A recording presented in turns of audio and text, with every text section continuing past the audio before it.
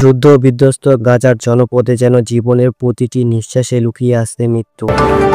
বেঁচে থাকার এক মুঠো আশা ছুঁয়ে যাওয়া মানুষগুলোকে এবার নিবিড় হত্যার ফাঁদে ফেলেছে ইসরায়েল।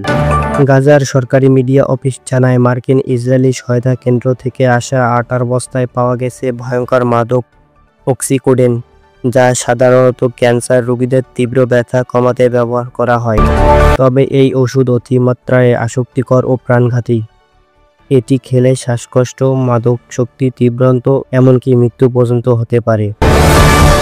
গাজা কর্তৃপক্ষ সতর্ক করে বলেছে, কিছু বস্তায় ট্যাবলেট আকারে এবং কিছু গুঁড়ো করে মেশানো হয়েছে এই মাদক। তারা আরও জানায়, এখন পর্যন্ত 4 জন গাজাবাসী আটার বস্তায় এই মাদক খুঁজে পাওয়ার সরাসরি সাক্ষী দিয়েছেন। সামাজিক মাধ্যমে ইতিমধ্যেই ছড়িয়ে পড়েছে এমন বেশ কিছু ছবি, যেখানে স্পষ্ট দেখা গেছে আটার বস্তার ভেতর থেকে বের হওয়া ট্যাবলেট।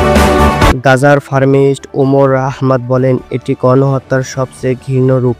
অন্যদিকে চিকিৎসক খালিল মাজিন আবু নাতা ফেসবুকে লিখেছেন, এই মাদকের মাধ্যমে আমাদের সমাজে ধ্বংস করার চেষ্টা চলছে, বাইরে থেকে নয়, ভেতর থেকেই।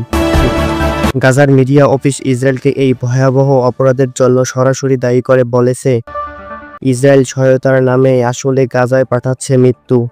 এটি কোনো সাহায্য নয়, এটি পরিকল্পিত ফাঁদ।